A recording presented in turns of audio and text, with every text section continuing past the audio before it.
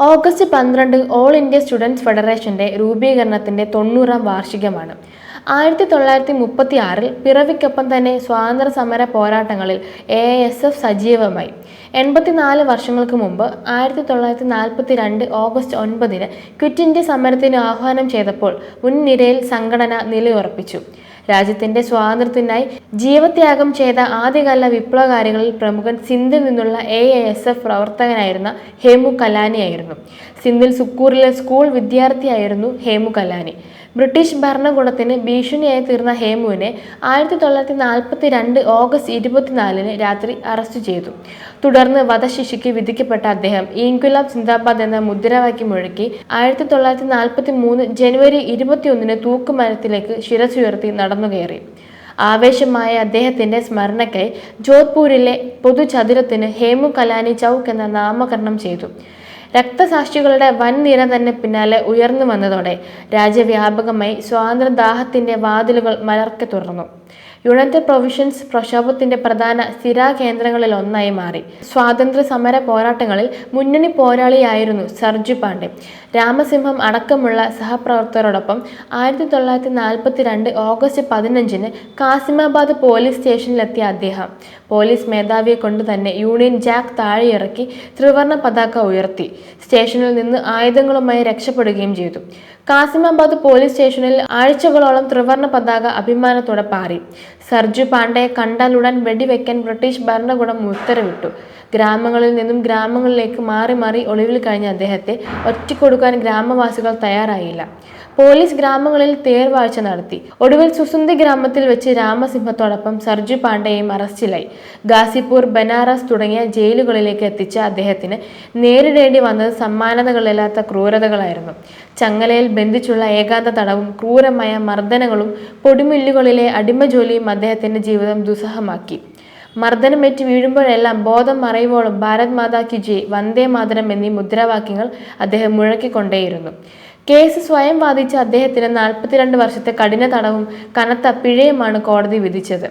സംസ്ഥാനത്തിന്റെ വിവിധ ഭാഗങ്ങളിൽ AISF പ്രവർത്തകർ സമാനമായ രീതിയിൽ വിപ്ലവം തീർത്തു.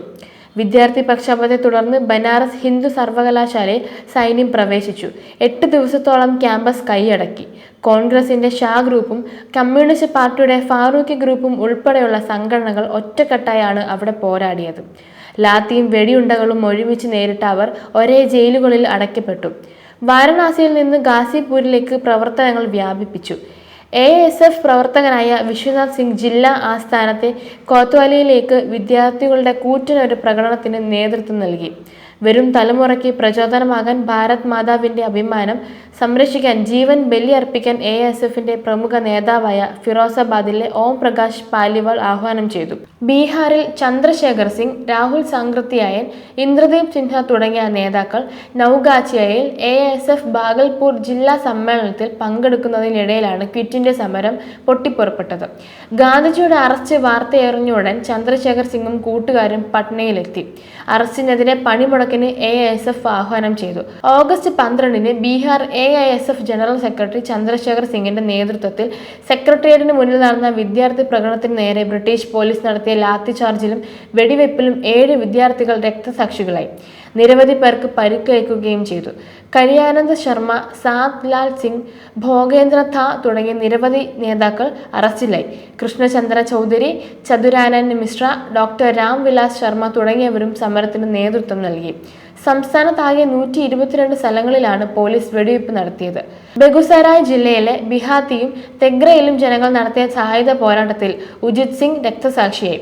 സത്താറയിൽ നാനാ പാട്ടീൽ രൂപീകരിച്ച സമാന്തര സർക്കാർ ക്വിറ്റ് ഇന്ത്യ സമരത്തിന്റെ മറ്റൊരു ചരിത്ര കേന്ദ്രമായിരുന്നു. AISF പ്രവർത്തകരും 7ാം ക്ലാസ് വരെ മാത്രം വിദ്യാഭ്യാസമുള്ള കർഷകരുമായിരുന്നു സമാന്തര ഭരണകൂടത്തിന്റെ കരുത്തും രഹസ്യ സേനയും.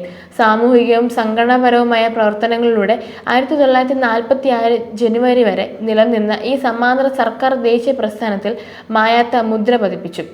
അഹിംസാത്മകമായി തുടങ്ങിയ പല സംഘടനകളും ഗാന്ധിജിയുടെ ആഹ്വാനപ്രകാരം സാഹചര്യമനുസരിച്ച് സമര രീതികളിൽ മാറ്റങ്ങൾ വരുത്തി. അതിന്റെ ഭാഗമായി ഖെജുരിയിൽ AISF പ്രവർത്തകൻ പുളിൻ ബിഹാരി സെൻ ഒരു സേനയ്ക്ക് രൂപം നൽകുകയും യുവാക്കൾക്ക് ലാത്തിയും ഖഡാരയും ഉപയോഗിക്കാൻ പരിശീലനം കൊടുക്കുകയും ചെയ്തു. വിപ്ലവ സാഹിത്യങ്ങൾ വിതരണം ചെയ്തു. അഹമ്മദാബാദിൽ AISF പ്രവർത്തകൻ ജയന്തി ഠാക്കൂർ തന്റെ സ്വതന്ത്ര സർക്കാരിലേക്ക് വീടുകളിൽ നിന്ന് ഒരെണ്ണ നിരക്കിൽ ഫണ്ട് ശേഖരിച്ച് നൽകി പ്രവർത്തനങ്ങൾക്ക് ചുക്കാൻ പിടിച്ചു. ജയന്ത ഠാക്കൂറിന്റെ മേൽനോട്ടത്തിൽ കുടുംബ സമുച്ചയങ്ങളുടെ തലവന്മാരുടെ സഹായത്തോടെ 19 നേതാക്കൾ 14 നഗര വാർഡുകളിലെ ചുമതലകൾ നിർവഹിച്ചു. സ്വാതന്ത്ര്യ സമര ചരിത്രത്തിൽ ഇന്ത്യൻ വിദ്യാർത്ഥി പ്രസ്ഥാനം എഴുതിച്ചേർത്ത സുവർണ അധ്യായങ്ങളിൽ ചിലത് മാത്രമാണ് ഈ സംഭവങ്ങളെല്ലാം.